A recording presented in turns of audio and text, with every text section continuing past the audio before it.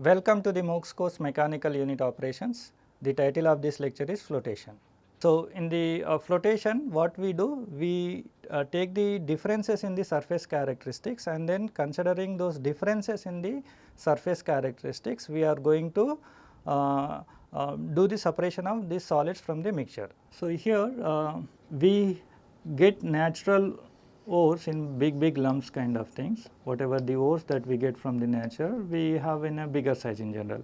What we do the size reduction of these natural resources, so that their size is in between 20 mesh to 200 mesh size only average. Largest one is passing through the 20 mesh, and then smallest one is passing through 200 mesh. So, whatever the material of this size, that will be of sufficiently smaller size, so that the surface characteristics may have a kind of significant effect, and then separation takes place.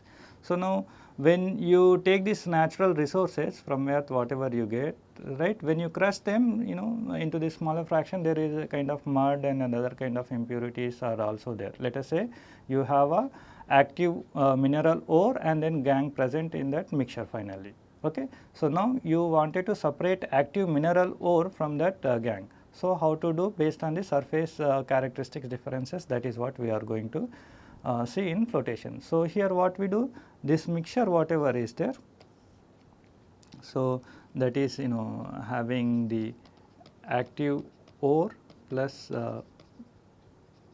gangue, that you take in a container in which there is a kind of water, in which you are already having a water. So, you take a container in which water is there, in that container you pour this solid mixture which is having active ore plus gangue. So, you are interested in this active ore, whatever mineral is there. So, active mineral whatever is there, that you wanted to separate from this gangue, right. Okay. So, then what you do, when you mix it here, so they will may be suspended or settled based on the density differences of this water and all that. So, then in this container you have some kind of provision to generate air bubbles. Okay. You have some provisions. So, we are going to see how to generate and all those things, that is a different thing. So, now this bubbles will form in this container along with this solid and then water phase. Now, there is a kind of bubble phase also, right. You have a provision, these bubbles are generated such a way that they are generated in a bigger size, bigger than this 20 and then 200 mesh size, right. So, that is bubbles are much bigger size than the solid or active mineral that you wanted to separate. So, because of the difference in the surface characteristics of these two material, only the minerals would be attached on the surface of these bubbles like this. Okay.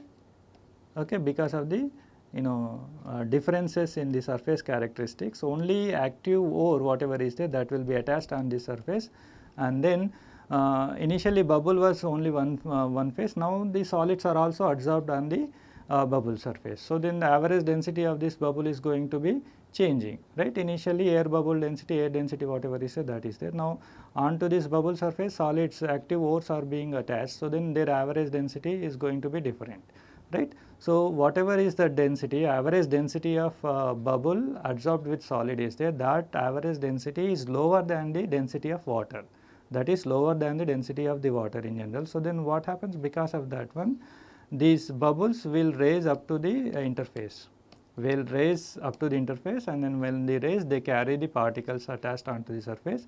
So, these bubbles are taken out as a kind of overflow. So, these bubbles plus solids are these bubbles which are on their surface, solids are attached, that comes onto the surface because of the less average density compared to the water, and then that froth whatever is there, that is having the bubbles and solids, that will be taken as a kind of overflow from the top, and then washed off for the solids, pure solids or almost clear solids which are not having any kind of impurities. Okay. But now there is a gangue also in this one. So, mud etc., that kind of other material is also there. Their surface characteristics are entirely different than the solid surface characteristics or active mineral surface characteristics. So, because of that one, this gangue is going to be absorbed by the water, or absorbed onto the water, or this gangue surface whatever is there, that will be covered by the water, and then the water density is higher than the bubbles and solids, that average density of bubbles and solids. So, the water is going to along with this gangue is going to sink. So, whatever this gangue surface is there, that is now attached with a kind of liquid layer. So, that is going to sink, so that we can have a kind of a gangue at the bottom as a kind of impurity, okay, like this. And then whatever the solids or active ore that is there, that we get as a kind of pure or almost pure solids from the top through the froth. So, this is the basic process. So, here surface characteristics we are saying. So, what are the surface characteristics? And then we are saying that bubbles generation, how these bubbles are being generated, right. And then we are talking about the froth formation agents are there or something like that, those kind of thing, all those details related to these flotation aspects that we are going to see. So, when this froth is going to the surface, there is some kind of energy losses, etc. What are those energy losses? All those things we are going to see now here. Okay, we are going to see all those basics. So, this is the basic process that happens in a kind of a flotation. So, then how does it happen, and how design can be modified to make this kind of a flotation process effective? That is what we are going to say. How to enhance the froth generation or froth development, those kind of things we have to see. Sometimes froth onto the bubbles, solids are strongly adsorbed. So, you do not want, because you have to dissolve those solids from the bubble surface also. So, what kind of depressants are required? So, those kind of things also we are going to see. What are the kind of collectors, promoters, etc. are required, so that to enhance the process, all those details we are going to see in this particular lecture. So, flotation, in this process one solid is separated from another by floating one of them at or on the surface of fluid. In modern flotation, solid particles are continuously agitated in water, upon which a thick layer of froth is maintained, and because of differences in surface characteristics, one solid more readily absorbs water phase, becomes surrounded by water and sinks, as in the case example that mineral ore, that example. In that case, gangue, what happens, it is readily absorbed by water phase and then surrounded by water and then sinks. Okay. Whereas, the other solid more readily absorbs on air bubble surface and becomes at least partially surrounded or covered by the air. So, let us say in this example, whatever the active mineral that is there in the present in the ore, that is being easily absorbed onto the air surface, air bubble surface, and then partially covered or totally covered by these bubbles, and so that can easily be separated.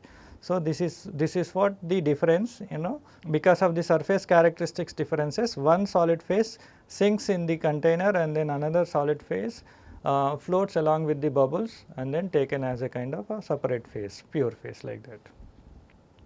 So, average or bulk density of solid and absorbed air bubbles is less than that of water, and then because of that one, whole mass of air and solid floats to the surface to form a mineralized froth, which continuously overflows the side of the vessel in which we are doing this process.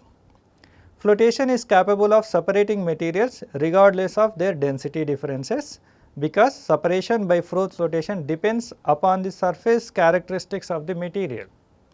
Whatever the gangue and then solid individual, if you take, their individual densities may be higher than the water density in general, right. So, then when you take them and mix them with the water, so then both gangue and then solid particles settling down. So, then there is no separation because of the density, but because of introducing by this froth or air bubbles kind of thing. So, these bubble sizes are bigger, and then onto which the solids, active solids, which we wanted to make their concentration higher. So, they will be attached. So, then the average density of this bubble and the adsorbed solid is going to be lower than the water density, and then because of that one, then separation of these solids as a overflow takes place.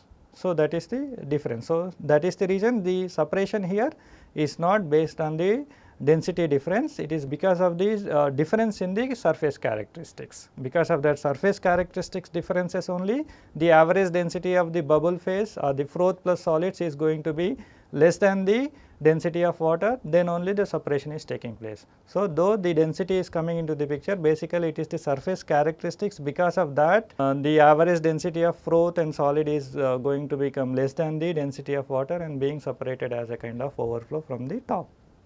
Flotation cell was initially developed in mineral industries, and over 80% of mineral concentration is accomplished by flotations in most of the mineral industries. Flotation is extended into other fields also. Some application, if you see, separating the hulls of wheat from the kernels, printers ink from reclaimed newspaper pulp, whatever the old newspaper is there, that you shred and then reduce their sizes to the smaller sizes, and then if you do the same flotation process, whatever the ink is there, that you can recover and then further you can use, whereas the pulp, cellulose, etc. kind of thing, that can be taken as a kind of a wastage. So, that way the flotation is also found application in this printing industries. Potassium chloride from sodium chloride, etc. are some of the examples where flotation is also extended to the other fields. Flotation is performed on finely divided material, usually varying in the range from 20 mesh to under 200 mesh, because if the particle size, solid particle which you wanted to separate, if their size is much smaller, then surface characteristics have the stronger influence, and then the separation along with the froth of those solids can take place easily. That is the reason you need to have a kind of finer particles. Okay. So, in the flotation what happens, the particles are smaller, whereas the bubbles are the bigger size. Because of importance of surface conditions and necessity of air bubbles supporting the solid in the froth, the separation is taking place.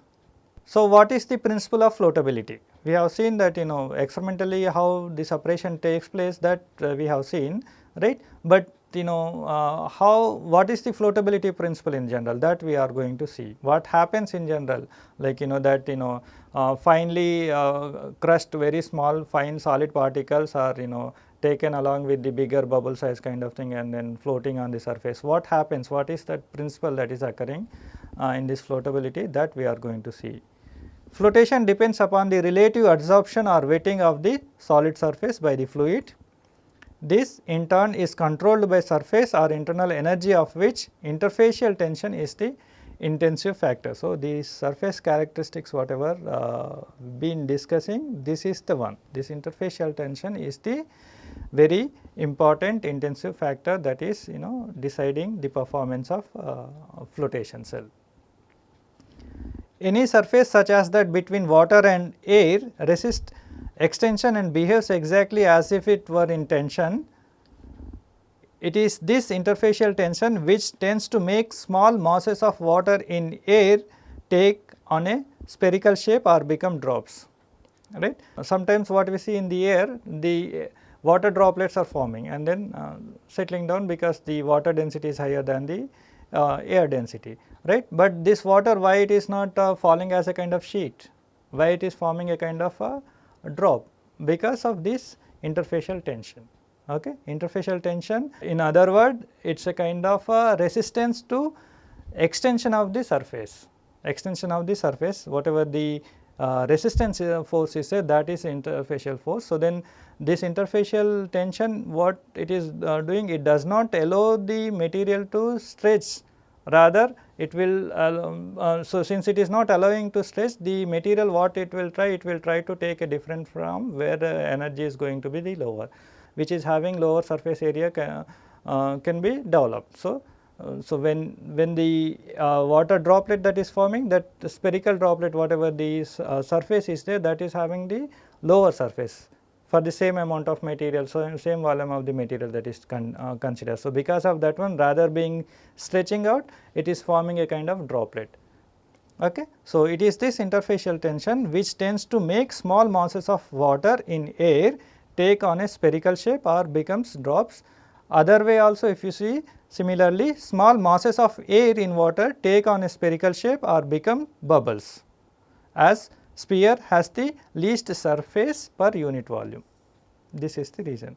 because whether it is drop formation, whether the droplet formation or whether it is the bubble formation, droplet formation in air or bubble formation in water, whatever this spherical shape that take, because their interfacial tension is such that it is not allowing the stretching of this material in the other phase. So, this material what it tries? It tries to take a kind of a shape which is having the least possible surface per unit volume, and then spherical shape is the one which is having the least possible surface area per unit volume. That is the reason this material water in air takes a kind of a droplet shape, and then air in water takes a kind of bubble shape in a kind of spherical form.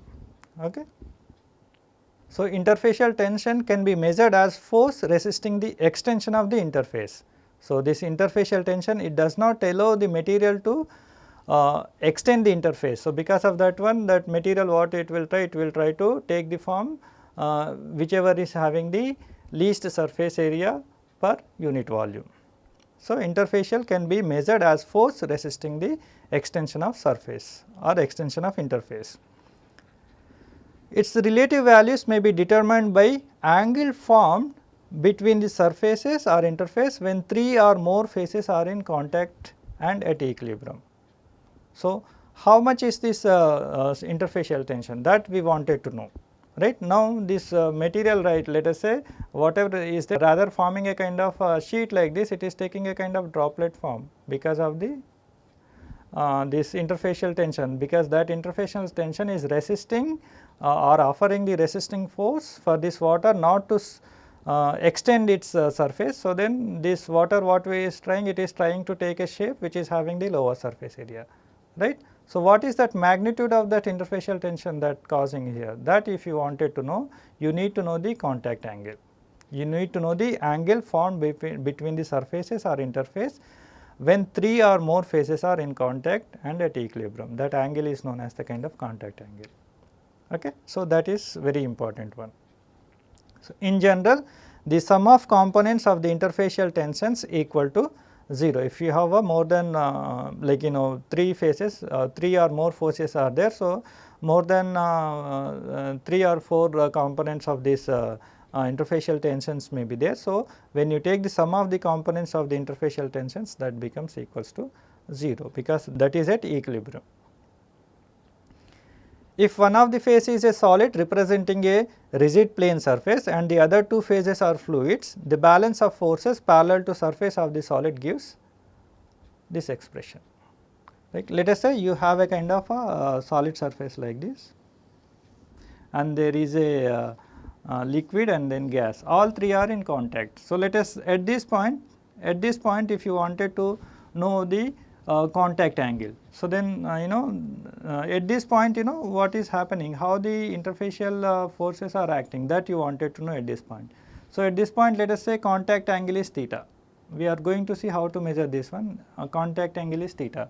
So, whatever the surface tension in this direction, SG direction is there, that should be balanced by the surface tension or interfacial tension in the other 2 direction, GL and then SL, like this. So, SG is the interface, rather saying the direction, in general it is a kind of interface between solid and then gas phase. So, that interface between these 2 phases, there is an interface, that interface having some amount of interfacial tension. So, that interfacial tension is nothing but gamma Sg. Now, here the liquid and then gas, both 2 phases are there, and then there is a kind of interface between these 2, and there is a kind of interface between these 2. Okay. So, because of this presence of interface, what is there, that interfacial tension whatever is there, that is gamma Lg or Gl. Okay. And then here we have a interface between liquid and then solid phase. So, there is a interface between this liquid and solid phase. So, whatever the interfacial tension is there, that is nothing but gamma SL. And then this interface GL is at angle theta with interface SL, right. Because of that one, this gamma Lg should be multiplied by this cos theta. So, now by the directions, if you see, or you can easily understand by the direction, this is in this direction and these two are in the other direction. So, whatever gamma SG is there, that should be balanced by the gamma SL plus gamma LG cos theta. This cos theta is coming because of this contact angle theta between these three phases, like gas, liquid and solid. Right, this angle is this gas liquid interface and then this is a solid phase. At these three phases, whatever the angle is there, contact angle, that is theta. So, because of that one, this component will be having gamma Lg cos theta. Okay. So, or otherwise, as the sum of the all interfacial tensions for this kind of situation should be 0, then you can write gamma Sg minus gamma Sl minus gamma Lg cos theta is equals to 0, which is nothing but gamma Sg is equals to gamma Sl plus gamma Lg cos theta. Okay. So, here gamma is the interfacial tension and theta is the contact angle. So, now how to measure the contact angle? Okay. So, now what you do here, you take a solid surface, solid phase like this. So, contact angle may be determined by placing a polished specimen of solid in the bottom of a flat sided vessel, right, this flat sided vessel like this, you take a solid surface like this, okay.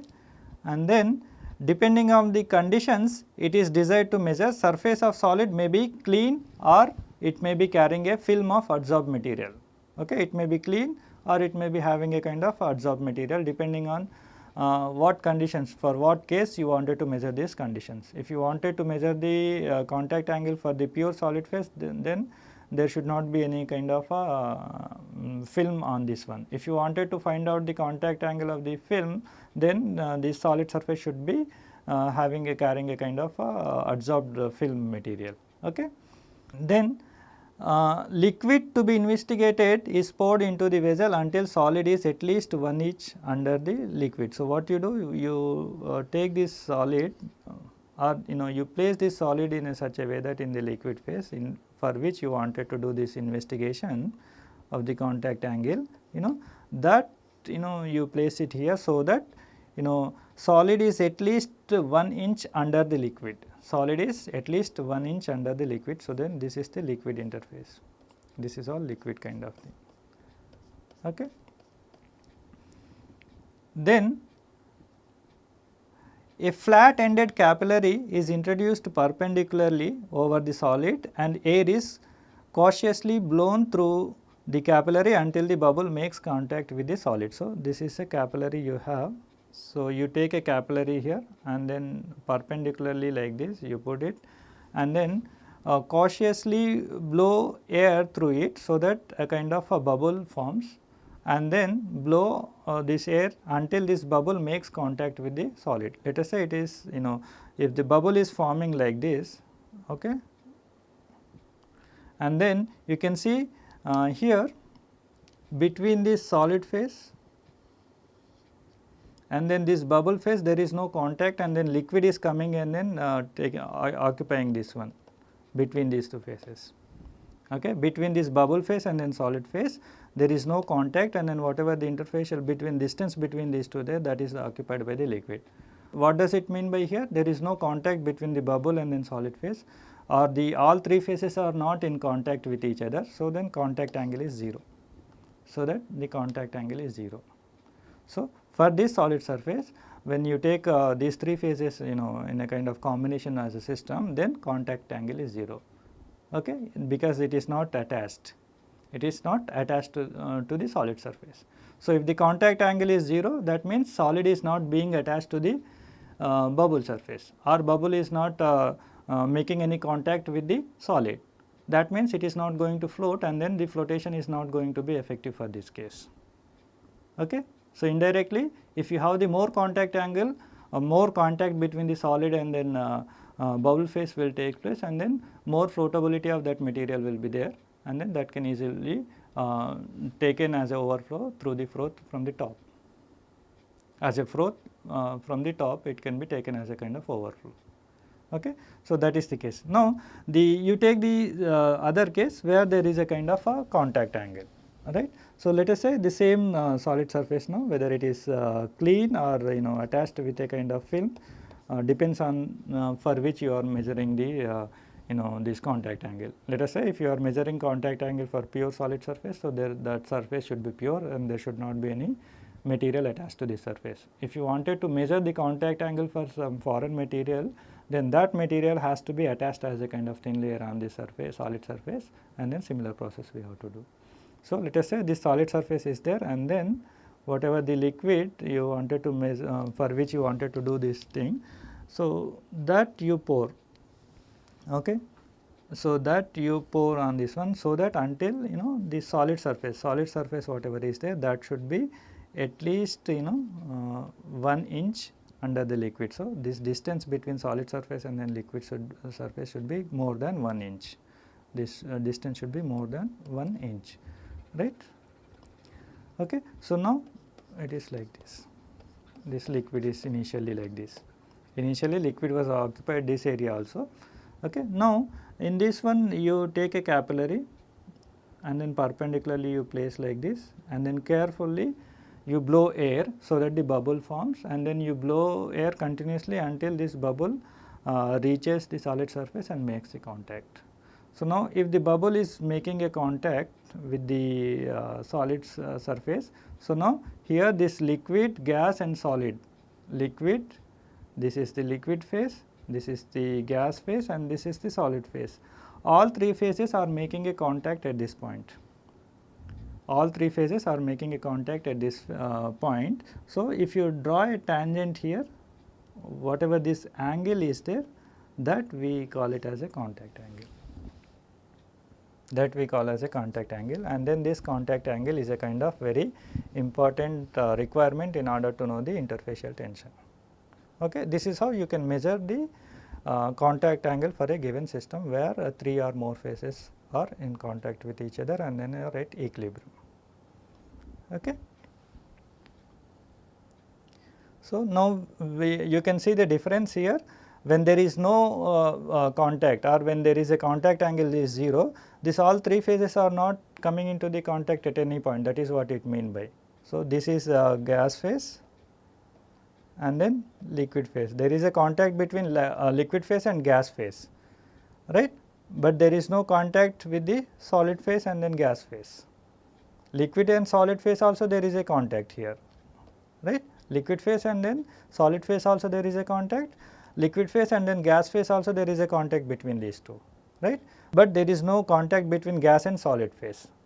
That means there is no point that all three phases are contacting each other. So, that means the contact angle is 0, or otherwise between the solid and then gas, the liquid is coming into the picture, and then that is there is no point that all three phases are contacting with each other. If the gas is making some contact and then being attached to the solid surface, so then this is the point where liquid, solid, gas are contacting with each other, and at this point if you draw a tangent, whatever the angle, that means that is the contact angle. If solid is easily and completely wetted by liquid, then liquid exists as a skin between solid and air, and there is no point of contact of three phases. Then angle formed by a tangent at the apparent point of the contact between the three phases is 0, that is contact angle is 0 in such case. If surface of the solid is not completely wetted, liquid is forced to recede to an equilibrium position where forces of three interfaces are in balance. Then a tangent to gas liquid interface at this point forms the angle theta defined as contact angle, It is always measured through the more dense phase. So, through the more dense phase we measure it. The angle may be measured by projection of a magnified shadow of the bubble on the screen. So, this is how we do the contact angle measurements. In flotation, a solid particle is attached to a bubble in the same way as solid and bubble are in contact as shown in the picture. Then only difference is that the solid is extremely small and then air bubble is relatively large. That is what happens compared to the previous experiment what we have seen. So, in flotation a solid particle is attached to a bubble in the same way as solid and bubble are in contact in the previous figure, that contact angle measurement that we have seen. But what is the difference here? In the previous figure we have a bigger solid surface and then smaller bubble kind of thing, but in the flotation what we have a kind of bigger bubbles and then small solid particles are attached to these bigger bubbles. Force of gravity and agitation tend to dislodge solid particle from the bubble.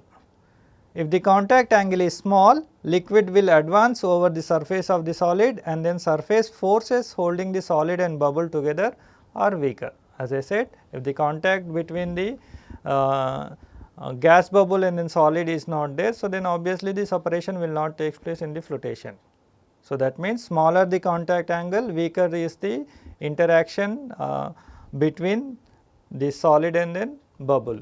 Okay. So, then weaker would be the performance of flotation. So, if you wanted to have a kind of better flotation performance, you should make sure that contact angle for these three phases should be large enough.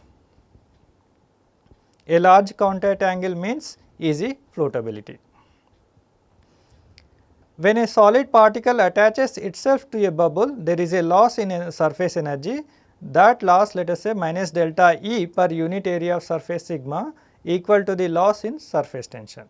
So, that is you have these three phases, the same picture again. So, there is a kind of solid surface like this, there is a kind of liquid and then gas phases, all of them are in contact with each other at this point. Right, at this point they are in contact with each other, all three are in contact. So, at this point if you draw a tangent, you know that whatever the angle is there, that is the contact angle theta L, right. So, when this solid particle attaches itself to a bubble, there is a loss in surface energy. Whatever that loss in surface energy is there, that should be balanced by the loss in surface tension. So, that is what we do.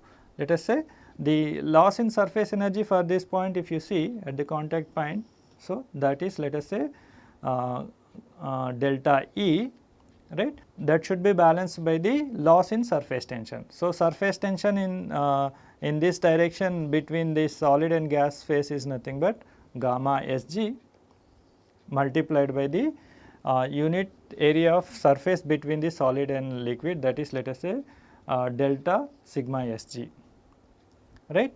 And then the interfacial tension between solid and liquid phases is nothing but gamma Sl and then multiplied by the surface area between these two interfaces, that is delta sigma Sl, plus whatever this one, that is interfacial tension between this gas and liquid phases is nothing but gamma Lg multiplied by the surface area delta sigma Lg.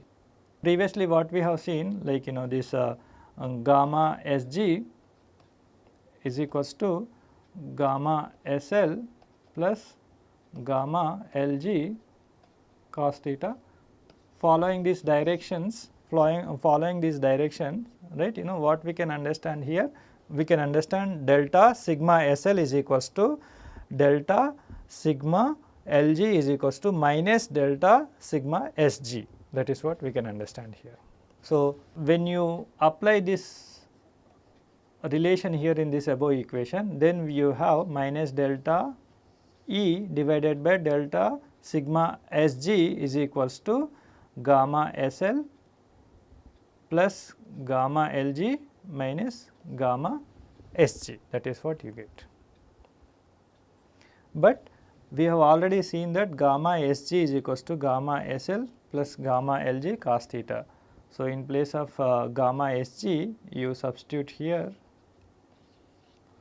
and then simplify, then you get minus delta E by delta sigma Sg is equals to gamma Lg multiplied by 1 minus cos theta, 1 minus cos theta. So, this is the energy loss or loss in surface energy when the solid particles are being attached themselves to bubbles.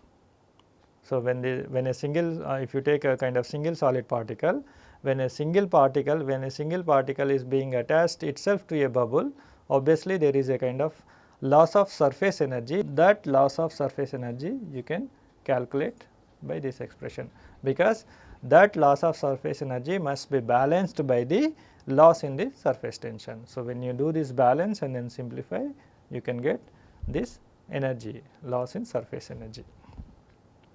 So, this loss in energy minus delta E is a measure of wettability of the solid phase by air, and therefore, an indication of the floatability. It represents the work required to separate the air from a unit surface of solid. So, after froth whatever you have collected, this much of energy you have to provide, so that the solids are being separated from the air bubbles. So, that is about the basic flotation process, and then digging out what is the floatability principle. Now, we see some of the flotation agents. So, collectors and promoters are the two kind of agents are there. These are a kind of some kind of chemicals that we add to the mixture, so that they will form a kind of layer on the solid particle, so that they can easily adsorb onto the bubbles. Let us say the surface characteristics of the solid which you wanted to separate from the other solids, other impurities, that surface characteristics are not good enough that these solids can easily adsorb onto the bubbles. Then what you can do, you can add some kind of foreign material, right, so that this material will form a kind of a layer onto these solid surfaces, and then make the surface so that they modify the surface characteristics of the solids such a way that they can easily be adsorbed onto the bubble surface, and then easily can be separated from the remaining solid particles, right. So, these foreign material whatever you add, so that the surface characteristics of the solids gets improved and then easily attached to the bubble surface. These foreign materials are known as the flotation agents, and then if they are forming a one molecular thick kind of layer onto the solids, then we call them as a kind of promoters. If they are forming a kind of multiple layer of material as a thin material in a kind of multiple molecular thickness, then we call them as a kind of collectors. So, what are the in general promoters and collectors are available, that we see now.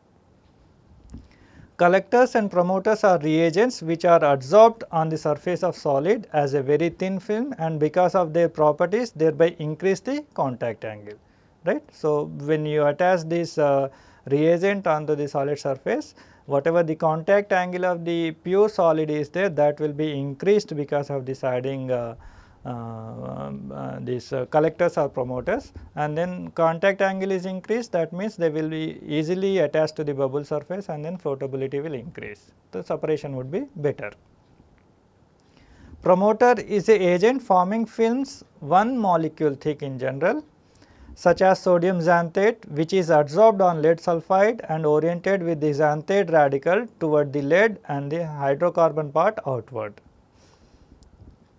This gives the surface of a solid a characteristic approaching that of a hydrocarbon which is not wetted by the water. If that is not wetted by the water, that will be easily wetted by the air bubble, and then can be separated as a kind of overflow from the top of the flotation cell or flotation equipment.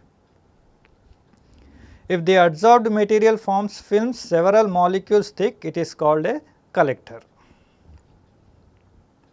In general, petroleum is a good example of true collector, but sometimes what happens, this forms a very greasy kind of froth that forms, and then removing that greasy kind of collectors after the separation of the solids is again kind of painful. So, one should be careful about the amount of petroleum should be added as a kind of collector, so that to improve the floatability.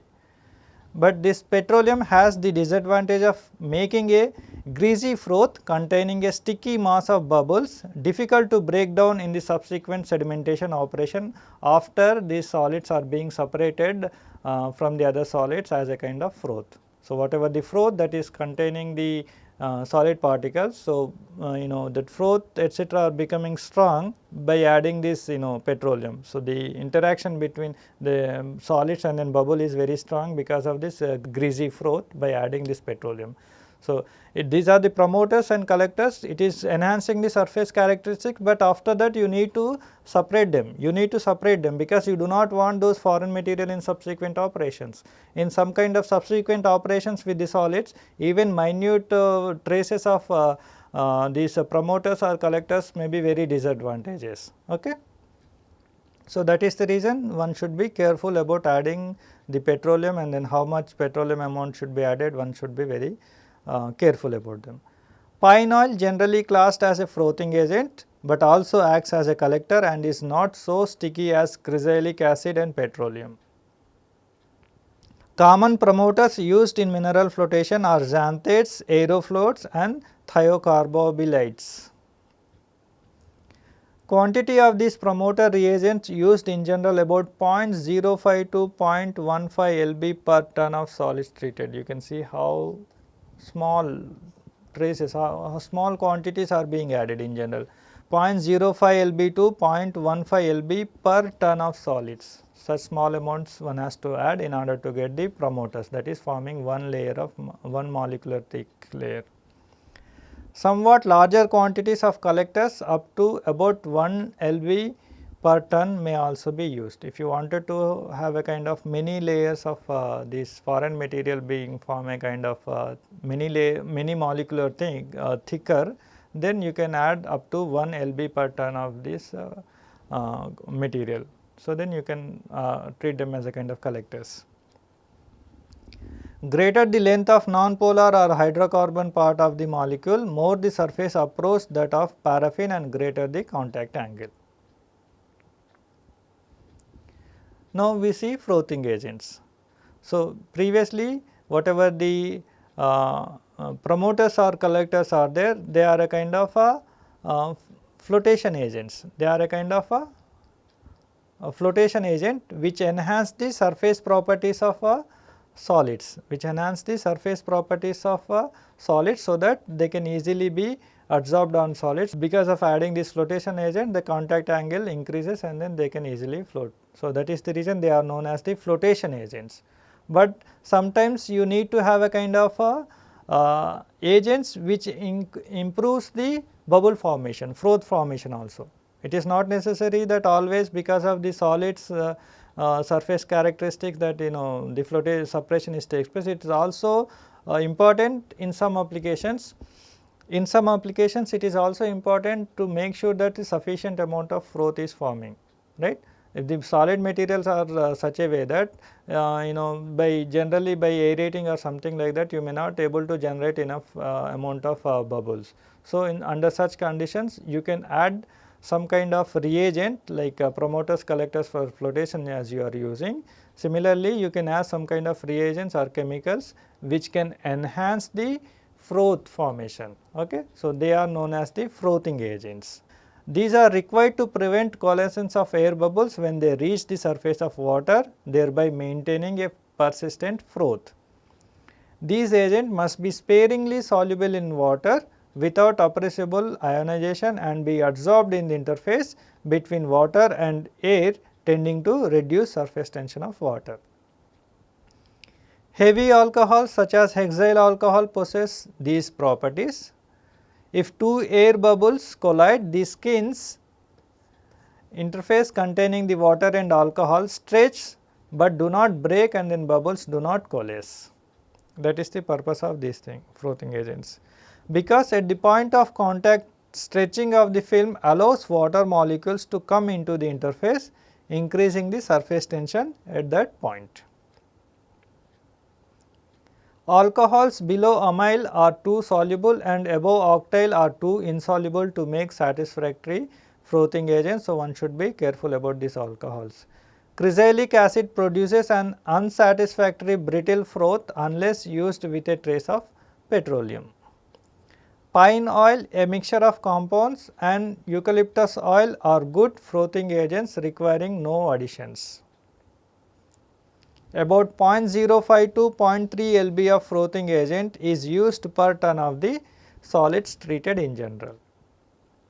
These are all kind of experimental observations that have been found by doing several experiments to improve this flotation process. Then there are some kind of modifying agents which are required, may be used, these modifying agents in general used to activate or depress adsorption of the filming agent, collector or promoters whatever the filming agent that we have provided.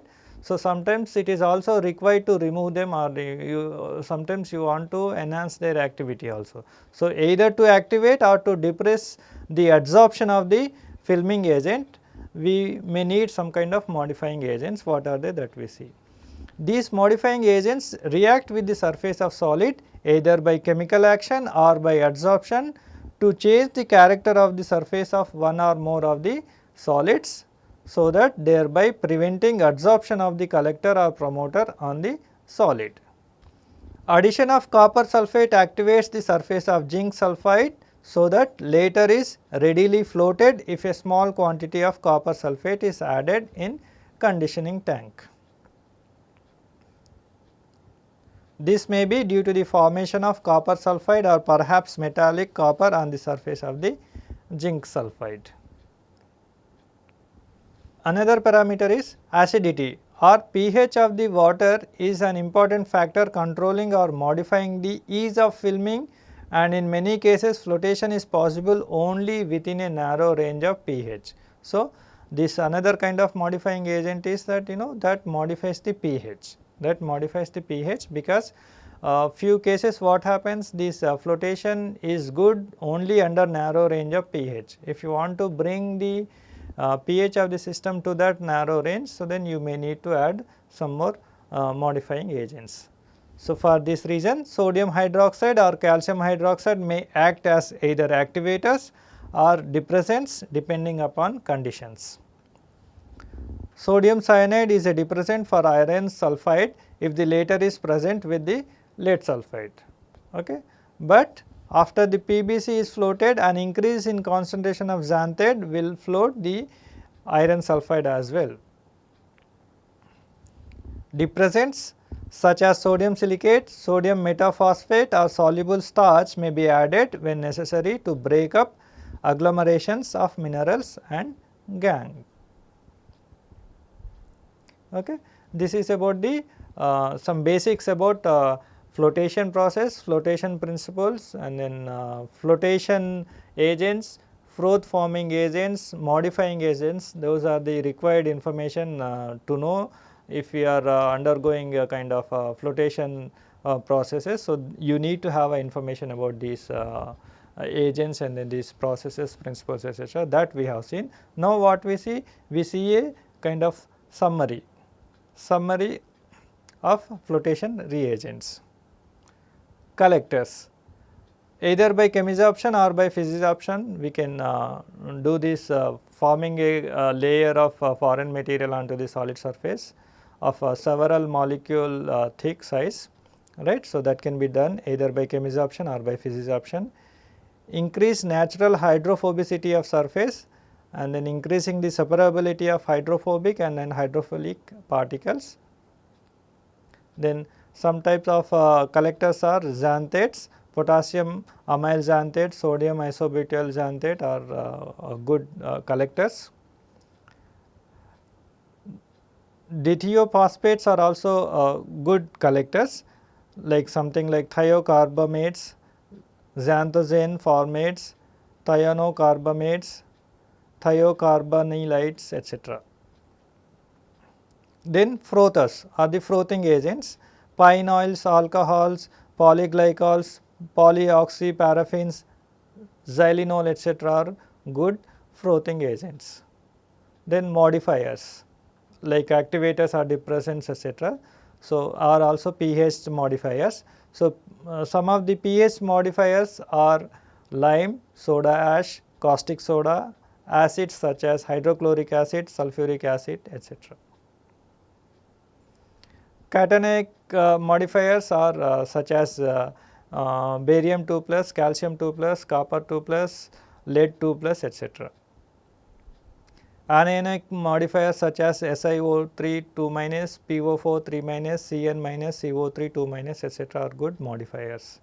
Organic modifiers are also available such as dextrine, starch, carboxymethyl cellulose, etc. are good modifiers.